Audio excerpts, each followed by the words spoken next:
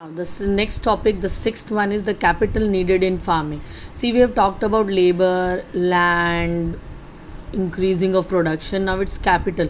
So, from where do we arrange the money? You have already seen that the modern farming methods required a great deal of capital, so that the farmer now needs more money than before. Most small farmers have to borrow money to arrange for the capital, so they don't have that enough investment, so they borrow it money from the money lenders. They borrow from large farmers or the village money lenders or the traders who supply various inputs for cultivation.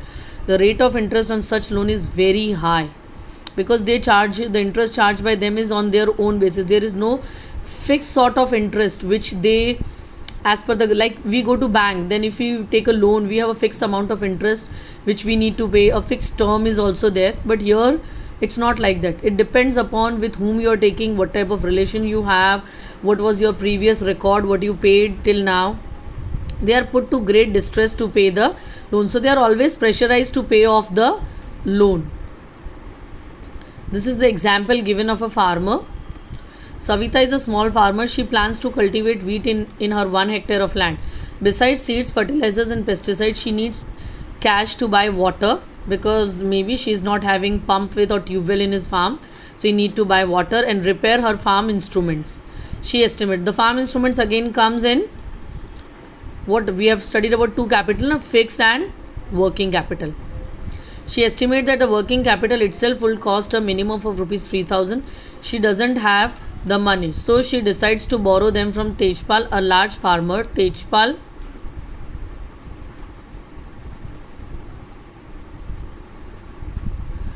agrees to give Savita the loan at an interest of 24% for 4 months, which is very high rate of interest.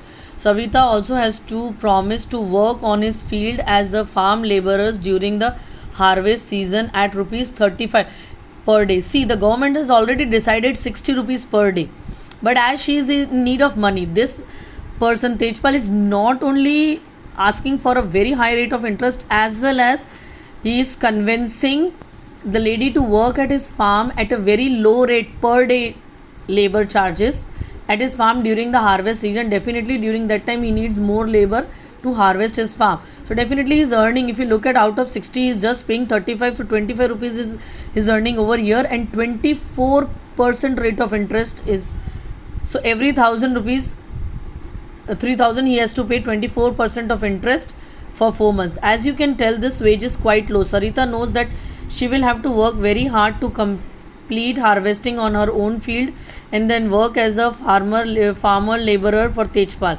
The harvest time is very busy time. As a mother of 3 children, she has a lot of household responsibilities. Savita agrees to this, though this tough condition, as she knows getting a loan is difficult for a small farmers.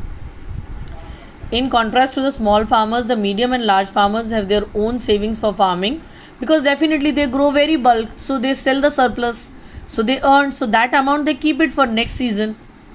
They are thus able to arrange for the capital needed. However, how do these farmers have their own savings? You shall find out in the next section, that is their surplus. What do they do? If you have a land of 10 hectares, you will grow, definitely that much consumption is not on your part, your family will not eat whole. Then what will you do? What will you do? How will you manage? Where will you take this? So the next is sale of surplus farm products. Let us suppose that the farmers have produced wheat on their lands using the 3 factors of production.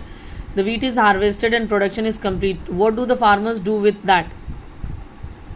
They retain a part of wheat for their family's consumption and sell surplus wheat. Small farmers like Savita and Govind's sons have little surplus wheat because their total production is small, and from this a sustainable share is kept for their own family needs. So it is the medium and large farmers who supply wheat to the market. The traders at the market buy the wheat and sell it to the further to the shopkeeper in the towns and the cities. Now there is an example of Tejpal is given to us to better understand this, how it is working. Tejpal, the large farmer, has a surplus of 350 quintals of wheat from all his land. He sells the surplus wheat at the Raiganj market and has good earning. What does the Tejpal Singh do with his earning? Last year, Tejpal had put most of the money in his bank account. Later, he used the savings for lending to the farmers like Savita who were in need of a loan. He also used the savings to arrange for the working capital for farming in the next season. This year, Tejpal plans to use his earning to buy another tractor. Another tractor would increase his fixed income. So, water planning.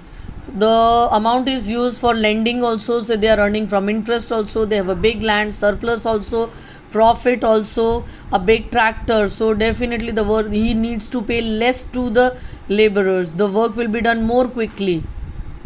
Like Tejpal Singh, other large and medium farmers sells the surplus farm product. A part of the earning is saved and kept for buying capital for the next season. Thus, they are able to arrange for the capital for farming from their own savings. Some farmers might also use the saving to buy cattle, trucks, or to set up shops, as well as see this constitute the capital for non. So this whatever they keep it, sometimes they use it for non farming activities, which is our next topic.